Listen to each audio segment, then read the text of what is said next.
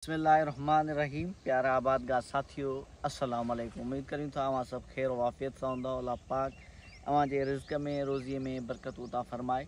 हिन वक़्तु असां अब्बास फार्म ते मौजूदु आहियूं। मूंसां गॾु मुंहिंजो उस्ताद मोहतरम ज़रीम माइस ऐं मोहम्मद ख़ान वसान साहिबु जेको आहे सो फील्ड में मौजूदु आहे।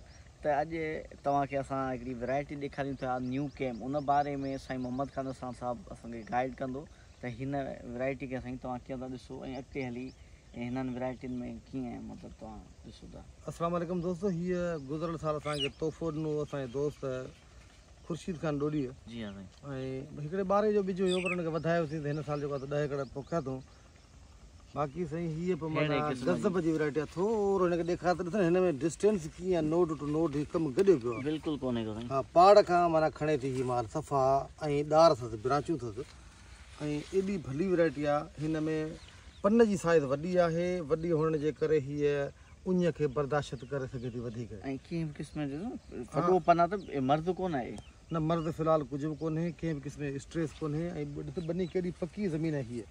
ऐं हीअ बि दोस्तनि खे ॿुधा त वैरायटी जेका आहे हीअ ॾेखार, ब्रांची फुल ब्रांची ऐं उन खां सवाइ हीट टॉलरेंस ऐं हाई पोटेंशियल ऐं उन सां गॾोगॾु हीअ आहे ग्लाइसोफेट फ्री पिंक जेको आहे रेजिस्टेंस। जी साईं। हीअ सभु शयूं जेके हिन में आहिनि, हीअ बि ॾिस दोस्तनि खे ॾेखार त हीअ जेके आहिनि से हिन जी पोज़ीशन आहे। होशियारी कर।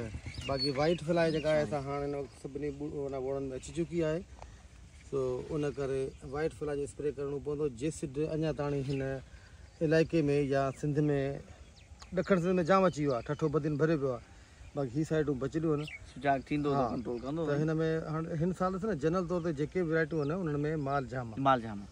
हाणे ॾिसूं त दोस्त उन्हनि खे मैनेज कीअं कनि था, गंदगा जो ख़त्मु कीअं कनि था, उन्हनि खे स्प्रे कीअं कनि था, उनजो जेको आहे फर्टिलाइज़र जेको आहे उनखे बैलेंस कीअं रखनि था। ईअं न जे वधीक यूरिया ॾेई छॾनि सभु माल छणी वञे, त यूरिया ते मिड़े मारो घटि, ॿिया माइक्रो मिक्सचर या ज़मीनी सलाहकार जेके आहिनि उन्हनि जो जेको आहे सो वधीक आहिनि। ॿी ॻाल्हि जेका आहे त सल्फर 2 किलो हर वारे ते, पोइ यूरिया हुजे DAP जे 23 जो, उन सां हुननि खे गॾु ॾियणो आहे। उन सां ॾियण सां छा थींदो त हीअ पन सभु सणभान न, अणभा तव्हांखे नज़र कोन्हे था माना।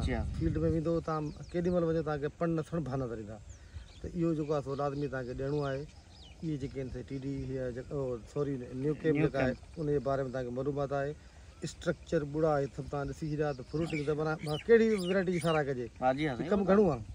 सभिनि जी कंदासीं, माण्हू चवंदा त हले छा था कनि। हा, त हीअ आहे हिकिड़ो त वैरायटियुनि जो पंहिंजो करेक्टर ऐं उनजी अहमियत, पर उन सां गॾोगॾु हारी जी महिनत। ठीकु आहे, दोस्तनि जी महिरबानी।